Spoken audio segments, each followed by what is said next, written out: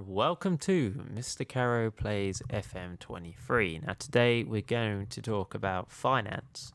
I talked about this topic in various different forms in the past, but today we're going to talk specifically about finance, not how finance affects different elements, but how we can interpret finance, how we can use it, look at the projections, but also remember and be realistic about what that means in terms of actual projections. So we're going to look at my German team now. I've just started a new save with 1860 Munich.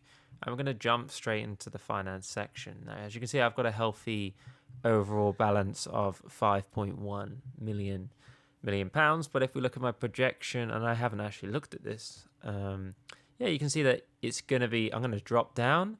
However, in the second season, they're projecting a sort of rise progressively.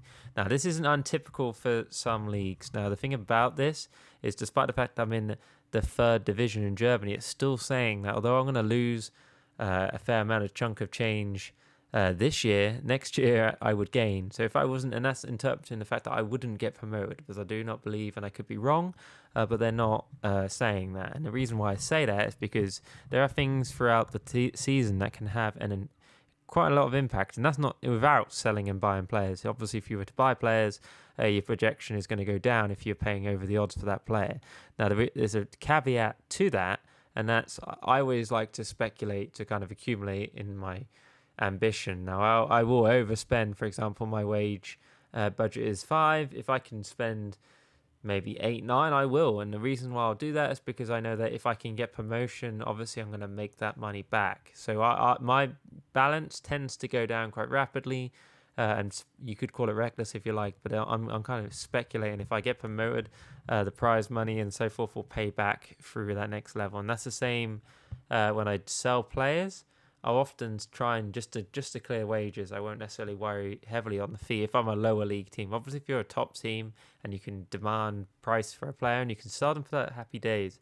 If you're a lower league team, sometimes any money is good money, and sometimes if you try and get their value, you're never going to achieve that, in my personal opinion. I've seen it many times. So I will sometimes just sacrifice a player to get the wages back so that I can spend that on my team. Because obviously, if you've got a player sitting there that's worth, say, 100,000 at that moment, but if he doesn't play for 6 months, he might only be worth 20,000, for example. You might as well sell him at the 20 or 30,000 at that point, rather than keep him to just be there, because you won't want to get a cheaper price for him. You won't be able to sell him, that kind of thing. So that's kind of my approach to that. But yeah. The other kind of thought process that we should look at is prize money, because prize money in finance is incredibly relevant. I've been in the Danish league where you get kind of like 4 payments throughout the year, and then yet like a final payment, and it doesn't list that in the rules.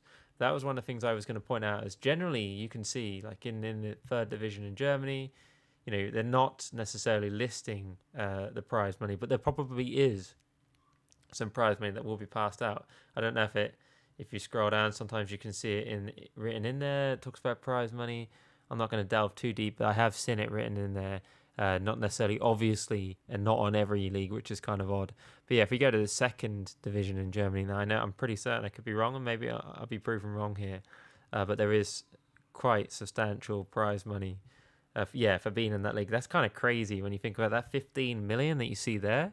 If we then compare this to England, for example, I don't know if the English league shows it, the championship, but I'm pretty certain the championship is not paying for the biggest second division in the world. I'm pretty certain their payouts are not like that, and they don't typically they don't show. Obviously, they won't.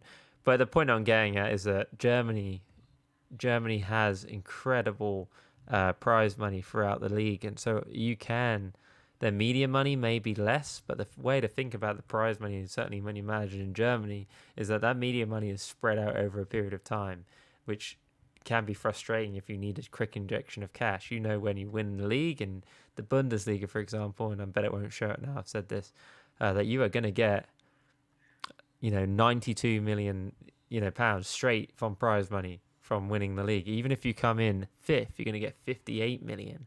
7th, 52 million. So their media money, there might be less, but their prize money is incredible. Like it is really incredible, the German league, for that. And I've always thought that kind of an underrated thing. I know I'm not saying that people haven't written about it, but it's something I didn't think about. Like I say, is the prize money is crazy, and it's instant money, and that's the key. So that's why I'm actually managing Germany this time, because I haven't managed it before. I realized that that was the case.